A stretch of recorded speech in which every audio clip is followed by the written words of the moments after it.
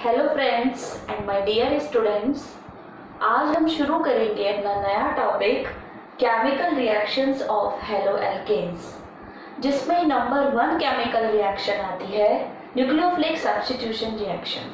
तो आज हम शुरू करेंगे न्यूक्लियोफिलिक सब्स्टिट्यूशन रिएक्शन। तो आपके मन में आ रहा होगा कि व्हाट इज द न्यूक्लियोफाइल। तो न्यूक्लियोफाइल हमने क्लास 11th में पहले ही पढ़ चुके हैं, थोड़ा सा उसको रिवाइज करते हैं। तो न्यूक्लियोफाइल को हम रिप्रेजेंट करते हैं NU से। Nucleophile represented by NU। NU means it having the negative charge. Nucleophile पर निगेटिव चार्ज होता है, और या हम इसकी डेफिनेशन कह सकते हैं कि निगेटिव चार्ज होने की वजह से ये पॉजिटिव चार्ज की तरफ अफेक्शन रखता है। तो पॉजिटिव चार्ज की तरफ अफेक्शन रखने वाले को हम न्यूक्लियोफाइल कहते हैं। इसके पास एक इलेक्ट्रॉन पेयर होता है जिसको लेकर ये घूमता है और किसी पॉजिटिव स्पीशीज से जुड़ना चाहता है। फॉर एग्जाम्पल हम एग्जाम्पल ले सकते हैं जैसे OH negative, OR negative, I negative. तो ऐसे करके हम बहुत सारे एग्जाम्पल ले सकते हैं जहाँ जो एक न्यूक्लियोफाइल की तरह वर्क करते हैं। ठीक है, अब ये किससे जाकर जुड़ेंगे? न्यूक्लियोफिलिक सब्स्टिट्यूशन रिएक्शन का मतलब क्या है कि क्योंकि हम बेसिकली रिएक्शंस पढ़ रहे हैं हेलो एल्केन की, यहाँ पर जो ये न्यूक्लियोफिलिक सब्स्टिट्यूशन रिएक्शन है ये स्पेशली फॉर हेलो एल्केन्स है। तो हेलो एल्केन्स में हम कॉमनली जो एग्जांपल लेंगे वो RX लेंगे। R is equal to CH3 हो सकता है। तो CH3 का मतलब हमें जो लेना है वो कार्बन और हेलोजन के बीच के बॉन्ड को शो करते हुए लेना है।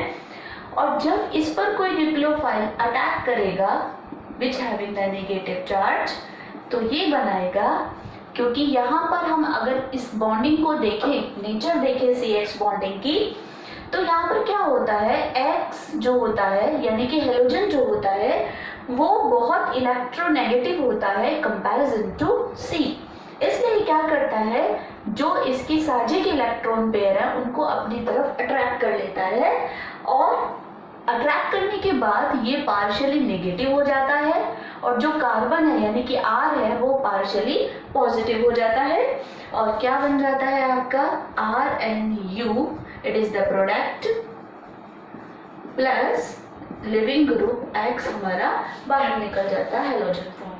तो यहाँ पर हम बहुत सारे कॉमन एग्जांपल्स देखेंगे जहाँ पर आपको इस रिएक्शन को फॉलो करना आ जाएगा। सपोज करिए हम इसके कॉमन एग्जांपल अब आपको दिखाते हैं। कॉमन एग्जांपल्स हम फर्स्ट एग्जांपल लेते हैं कि हम RX की रिएक्शन NaOH से कराएंगे।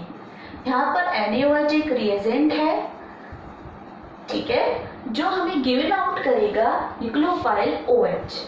अगर हम NaOH को यानी कि किसी भी एल्कली को, वाटर सॉल्युबल एल्कली होती है NaOH, इसको हम वाटर में डिसॉल्व कर देते हैं तो ये हमें Na पॉजिटिव और OH नेगेटिव देता है। और OH नेगेटिव देने पर ये सीधा क्या बन जाता है, न्यूक्लियोफाइल, क्योंकि एक नेगेटिव स्पीशीज बन जाती है और ये फिर अफेक्शन करना चाहेगा किसी इलेक्ट्रोफाइल से, किसी पॉजिटिव स्पीशीज से। तो क्या बना देगा हमें, जो हमारा प्रोडक्ट फॉर्म होगा that will be the ROH plus NaX। इस तरीके से हमारी और भी बहुत सारी कॉमन एग्जांपल्स हैं जो हमारी NCERT में भी गिवन है टेबल के फॉर्म में, तो आप वहां से उसको कर सकते हैं। दूसरा एग्जांपल हम देखेंगे, RX की रिएक्शन हम वाटर से करा देंगे। वाटर को हम एक रिएजेंट ले रहे हैं जो हमको एक न्यूक्लियोफाइल गिवन आउट करेगा। वाटर को अगर हम देखें तो ये H और पॉजिटिव और OH नेगेटिव की फॉर्म में ब्रेक होता है, तो ये हमें बनाएगा, क्या देगा ये ROH, क्योंकि R जो जुड़ेगा वो पॉजिटिव हो चुका है, पार्शियली पॉजिटिव हो चुका है, तो वो किसी निगेटिव स्पीशीज से जाकर बॉन्डिंग करेगा और वो बनाएगा ROH, और प्लस हमारा बन जाएगा HX। नंबर 3 एग्जांपल हम लेकर चलते हैं। हमने लिया RX प्लस NaOR ले लेते हैं। हमने NaOH के H को रिप्लेस कर दिया है किसी R से, तो हमारा ईथर फॉर्म हो जाएगा। इस तरीके से हमारी ये जो एग्जांपल्स हैं वो हम अल्कोहल वगैरह के प्रिपरेशन में भी डाल सकते हैं, तो हमारा डबल बेनिफिट हो जाएगा हमें यहाँ पर। तो ये हमारा Na पॉजिटिव हो जाएगा, O1 नेगेटिव हो जाएगा, तो ROR फॉर्म्ड हो जाएगा। ROR यानी कि ईथर बन जाएगा, इसको माइनस ले लेते हैं, प्लस NaX फॉर्म्ड हो जाएगा। ऐसे करके हम बहुत सारे कॉमन एग्जाम्पल अभी लेने वाले हैं। तो अब हम जो नेक्स्ट एग्जाम्पल लेंगे दैट विल बी द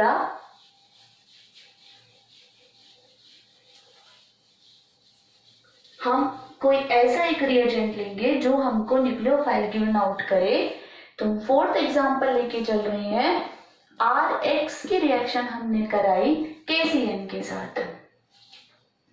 अब यहाँ पर जो CN है, CN वो एम्बीडेंटेड न्यूक्लियोफाइल है, मतलब उसमें न्यूक्लियोफाइल क्या होते हैं, जो इलेक्ट्रॉन डोनर स्पीसीज होते हैं, जो किसी इलेक्ट्रोफाइल को या उस स्पीसीज को अपने इलेक्ट्रॉन डोनेट करते हैं जो जिनके पास इलेक्ट्रॉन्स की कमी होती है। तो क्या हुआ कि अगर हम KCN के फॉर्म में रिएक्शन कराएं, हमने एक रिएजेंट लिया है KCN जिसमें से हमें न्यूक्लियोफाइल सर्च आउट करना है। तो हम यहाँ पर क्या देखते हैं कि यहाँ पर जो CN है वो एक एम्बीडेंटेड न्यूक्लियोफाइल है। कैसा है? एम्बीडेंट। एम्बीडेंट न्यूक्लियोफाइल का मतलब होता है कि उसमें डोनर दो स्पीसीज होती हैं। जैसे ये न्यूक्लियोफाइल C से भी इलेक्ट्रॉन डोनेट कर सकता है और N से भी इलेक्ट्रॉन डोनेट कर सकता है। तो यहाँ पर जो हमारा K है वो हमारा C से अटैच्ड होता है और यहाँ पर जो CN है वो नेगेटिव स्पीसीज है और K पॉजिटिव है, तो ये बन जाए RCN प्लस KX। तो यहाँ पर हमारे साइनाइड से नाइट्राइल बनते हैं, तो हमारे क्या बनेगा यहाँ पर एल्काइल नाइट्राइल्स, या हम कह सकते हैं इनको एल्काइल साइनाइड्स। दूसरा जो हम एग्जाम्पल लेंगे तो उसमें हम RX प्लस AgCN लेंगे। अब AgCN जो होता है ये हमारा Ag लेस रिएक्टिव होता है ना, Ag बहुत ज्यादा रिएक्शन नहीं कर पाता है। तो क्या होगा, ये AgC के साथ बॉन्डिंग कर लेगा, वो भी कोवेलेंट बॉन्डिंग। तो ये कोवेलेंट बॉन्डिंग दिखाएगा, किसके साथ दिखाएगा, C के साथ कोवेलेंट बॉन्डिंग शो कर देगा। और फिर C की साइड से न्यूक्लियोफाइल इलेक्ट्रॉन को डोनेट नहीं कर पाएगा क्योंकि वो Ag के साथ कोवेलेंट बॉन्डिंग में बिजी हो गया है। तो R जो है वो जुड़ेगा फिर N के साथ, तो RNC बनता है यहाँ पर और ये बन जाता है हमारा AgX। तो यहाँ पर जो स्पीसीज फॉर्म होती है दैट इज एल्काइल आइसोसाइनाइड। ये क्वेश्चन कई बार बोर्ड में पूछ लिया जाता है कि बताइए कि अगर हम हेलो एल्केन्स की रिएक्शन KCN के साथ करा रहे हैं तो हमारा एल्काइल नाइट्राइल बनता है, और अगर हम AgCN के साथ करा रहे हैं तो आइसोसाइनाइड बनते हैं। क्यों?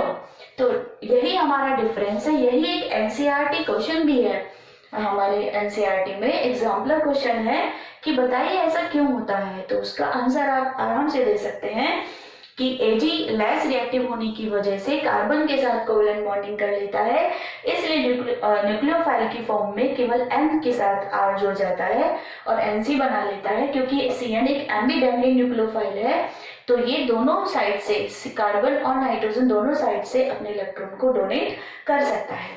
तो इसलिए यहाँ पर आइसोसाइनाइड बनते हैं और यहाँ पर नाइट्राइल्स या साइनाइड्स बनते हैं। दूसरा हम लेकर चलते हैं हेलो एल्केन की रिएक्शन, ये हम KNO2 से करा देते हैं।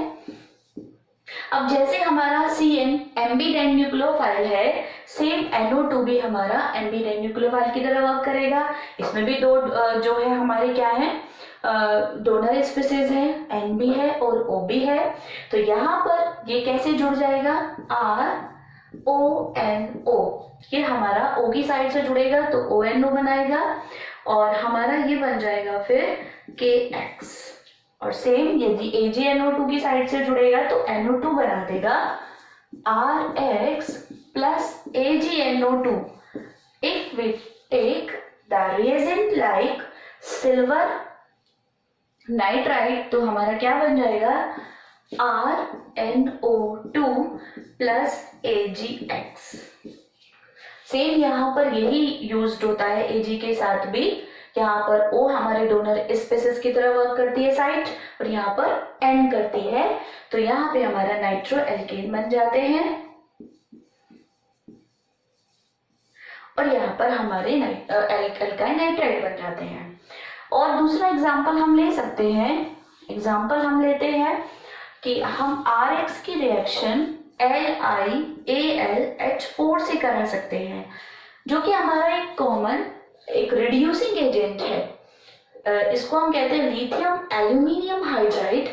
तो ये हमें क्या करता है, H को गिवन आउट करता है, H देता है हमें, क्योंकि एक पावरफुल रिड्यूसिंग एजेंट है, तो इसका जो वर्क है वो हाइड्रोजन को गिवन आउट करने का है। तो R H के साथ जुड़ जाता है और हमारा बन जाता है X लिविंग ग्रुप की फॉर्म में बाहर निकल जाता है। इस तरीके से यहाँ पर हमारा कोई भी एल्केन फॉर्मेट हो सकता है। इस तरीके से हमने बहुत सारे एग्जांपल्स लिए हैं, किसके, न्यूक्लियोफाइल्स के कॉमन एग्जांपल हमने यहाँ पर देखे हैं, जो शो कर रहे हैं न्यूक्लियोफिलिक सब्स्टिट्यूशन रिएक्शन को।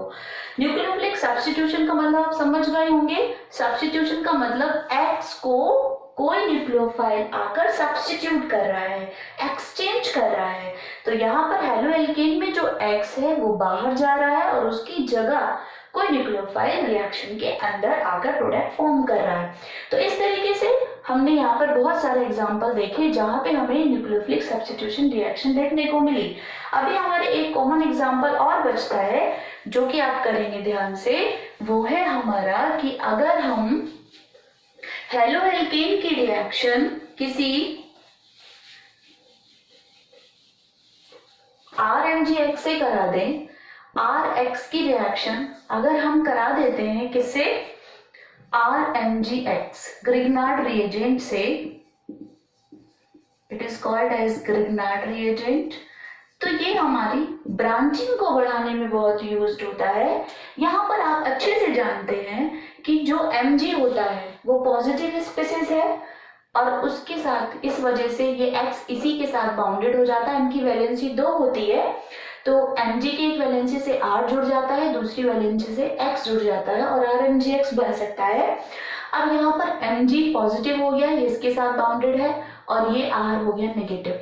यहाँ पर अगर हम देखें तो ये X हो जाता है पार्शियली नेगेटिव, ये हो जाता है पॉजिटिव। तो इसका मतलब ये है कि ये पॉजिटिव और ये नेगेटिव आपस में मिल जाते हैं और प्रोडक्ट फॉर्म कर देते हैं, that is the R dash, और Mg के साथ ये सारी स्पीसीज बाहर निकल जाती हैं। तो ये हमारी ब्रांचिंग के काम में आती है। अगर हमें ब्रांचिंग करनी है, इस चेन को बढ़ाना है, तो ब्रांचिंग करने के लिए हम यहाँ पर ग्रिग्नार्ड रिएजेंट को ले सकते हैं एक न्यूक्लियोफाइल एजेंट के तरीके से। तो हमने यहाँ पर बहुत सारे कॉमन एग्जांपल्स देखे और हमने ये देखा कि क्या न्यूक्लियोफिलिक सब्स्टिट्यूशन रिएक्शन होती है। ये सिर्फ एक हेलोएल्केन की प्रॉपर्टी है जिसमें X ट्रांसफर हो जाता है, सब्स्टिट्यूट हो जाता है, एक्सचेंज हो जाता है न्यूक्लियोफाइल के साथ, और X मतलब बाहर चला जाता है, उसकी जगह कोई न्यूक्लियोफाइल हमारे रिएक्शन के अंदर आ जाता है। अब हम इसके अगर न्यूक्लियोफिलिक सब्स्टिट्यूशन के पार्ट देखें तो इसके 2 पार्ट हैं, SN1 and SN2 reaction. SN1 और SN2, जैसे कि SN1 नाम से लग रहा है कि इसको हम कहते हैं यूनिमोलिकुलर न्यूक्लियोफिलिक सब्स्टिट्यूशन रिएक्शन, और इसको हम कहते हैं बाई। 2 का मतलब बाई, यहाँ पर molecularity of the reaction is 2 है, तो हम इसको कहते हैं बाई मोलिकुलर सब्स्टिट्यूशन रिएक्शन। तो यहाँ पर जैसे इसको लग रहा है कि SN1 1 स्टेप रिएक्शन होगी, no, it is the 2 step reaction and it is the only 1 step reaction. तो ये मैं आपको नेक्स्ट वीडियो में समझाऊंगी कि आपको SN1 और SN2 आपको नेक्स्ट वीडियो में मैं समझाने की कोशिश करूंगी। अभी इस वीडियो में आप फिलहाल समझिए what is the nucleophilic substitution reaction. Okay.